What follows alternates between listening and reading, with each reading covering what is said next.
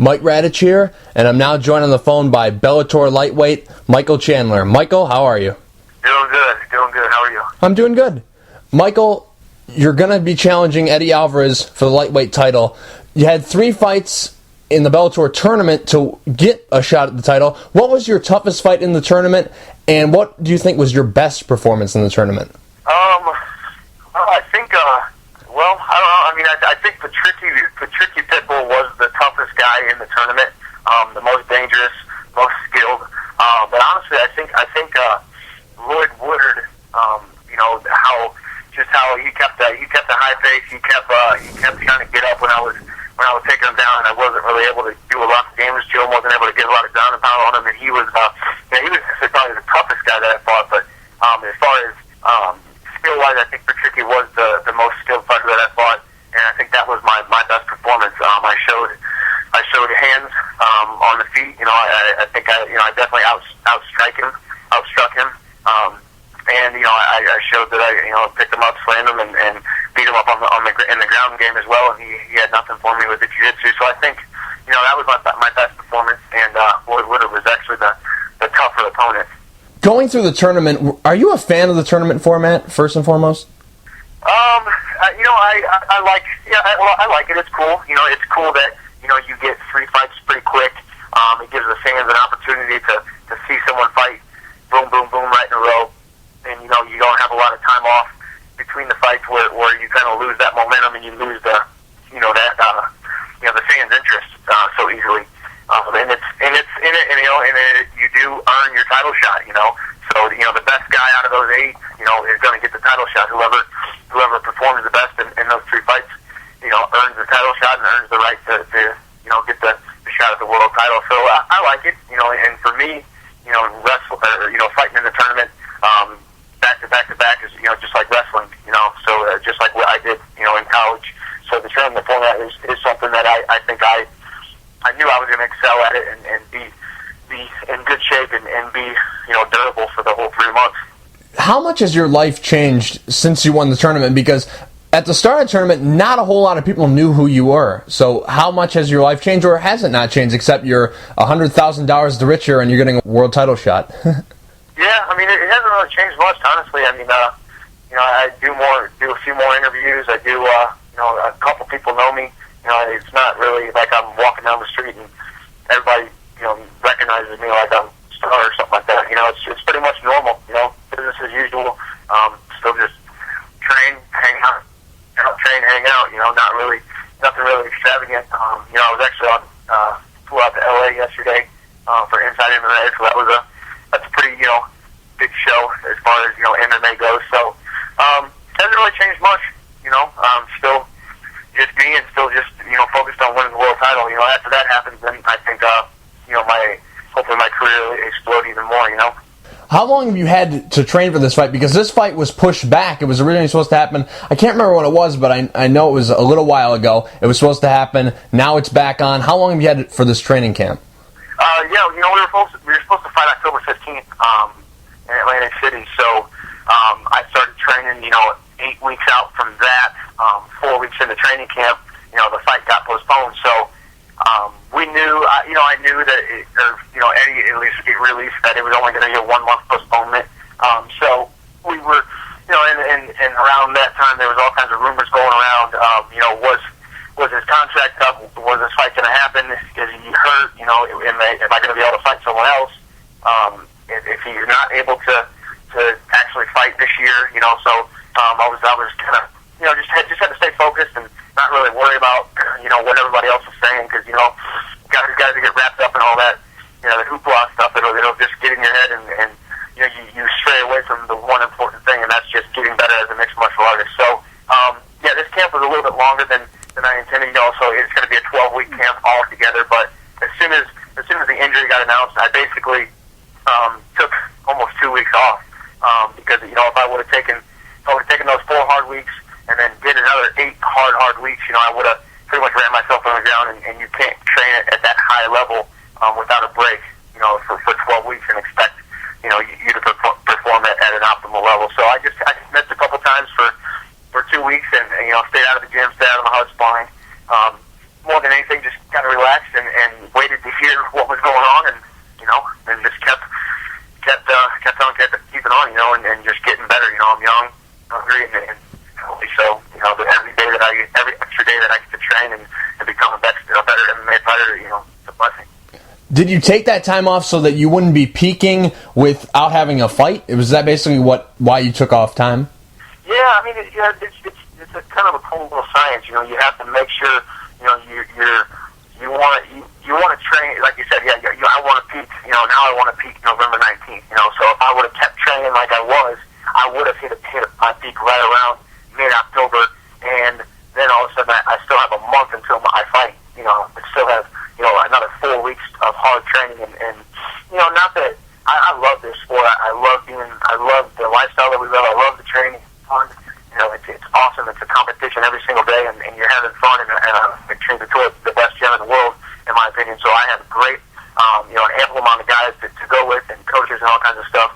So I'm enjoying it, but at the same time, if you're in the gym running your head into a wall for 12 weeks straight, yeah, like you said, I would not peak at the right time, and you start getting those, just kind of like you want to break the monotony, So that's what that little week and a half in between, the injury and the new date announcement kind of gave me, just kind of broke the monotony and stay out of the gym, and now I am going to peak, and I'm going to be the best fighter I could possibly be on November 19th.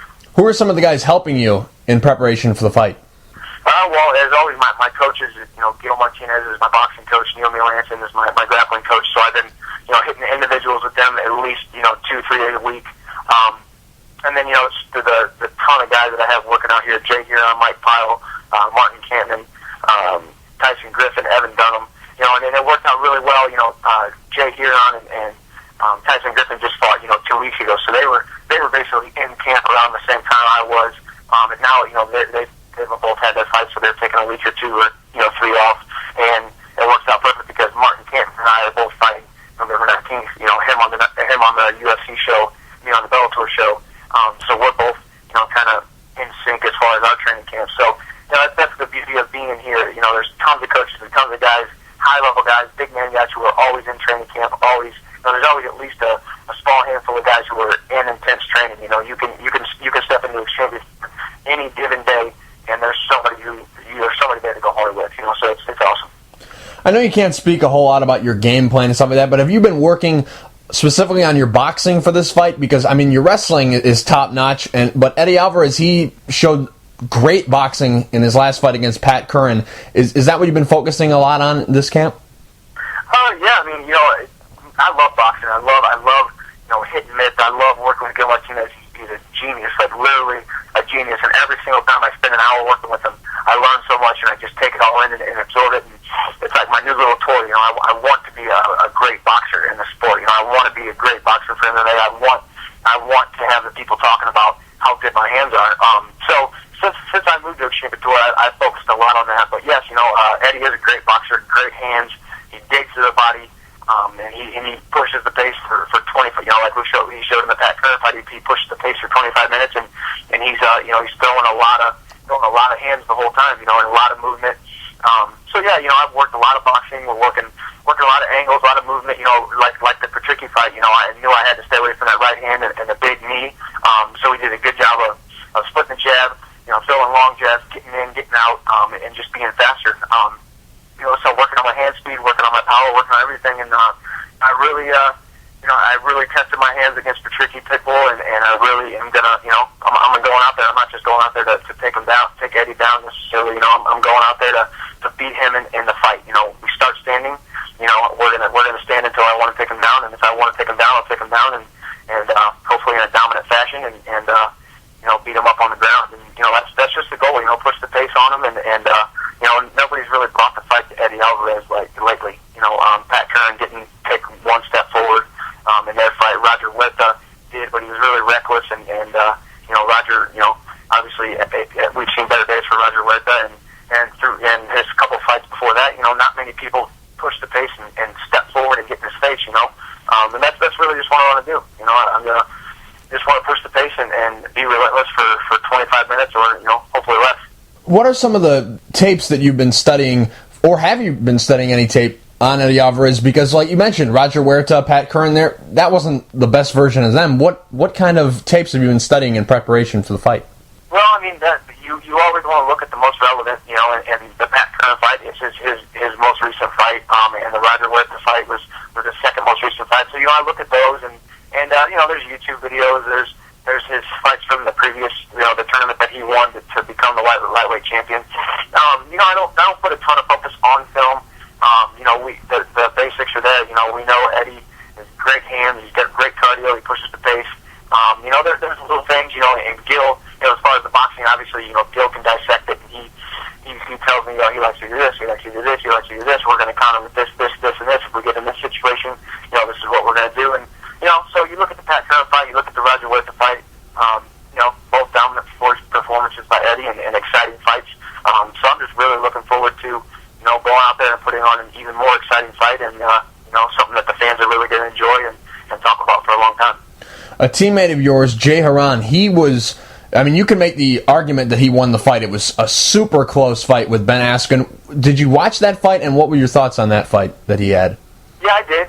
Yeah, I watched it, and I obviously knowing both of them very well, and right. have trained with both of them, and they're both great guys. So I watched it, and it was not necessarily an awkward situation. These kinds of things happen, but I pretty much didn't really care who won. I just wanted to see Jay go out there and perform his best. I wanted to see Ben go out there and perform his best, and may the best man win. And like you said, it was a close fight. Afterwards, Ben was very he was not very happy with his performance. And Jay obviously didn't get the win, so he was he felt like he got robbed. So it was more than anything, I was just happy. It was a great fight for Bellator. They put on a great show. There's really not much you can ask for. Ben's hands look a lot better. So obviously, moving to Milwaukee and working out with Dick Rufus and the guys there, they're really helping him with his hands. And Jay showed that his wrestling really is at a high caliber, because there hasn't been one person that has ever been able to stop any of Ben Askren's takedowns. And for Ben to struggle taking him down, that says a lot about Jay's wrestling. And I knew that, of course, because I trained with him. He is a very strong wrestler. But they both went out there, fought a great fight, and it was close. But at the end of the day, I think to take the belt away from somebody, you really, really have to go out there and show dominance. And I really don't think there was a dominant enough performance to take the belt away. That's why November 19th, I know I can't just go out there and squeak by a decision. I have to go out there and push the pace and really beat Eddie Alvarez. I have to beat him. I have to put it in the minds of the judges that, man, that guy dominated the fight. He deserves the belt. Give it to him. That's the plan. How does the fight end with Eddie Alvarez? You never know. I mean, I can tell you what's going to be leading up to it, and that's a high pace. That's me throwing hands and me pushing the pace, not letting him breathe at all for 25 minutes or hopefully less. I want to get on top. I want to beat him up. I want to beat him up. I want to drop him, and on the feet. That's the goals. And who knows? I want it to end in a dominant fashion. I just want to show that I'm a definite threat in the lightweight division. Whether that be me beating him up for 25 minutes and it be a 50-45 lopsided decision, or someone in there I make him give up. Give up with a TKO or a knockout or a submission. That's the goal. I always want to just put the pressure on him and make him have a gut check and really really dig deep. That's my goal. Michael, real quick before I let you go, do you have any sponsors you'd like to thank? Anything you want to say to the fans? Everybody, thanks for the support. Check it out on MTV2 and FXHD.com.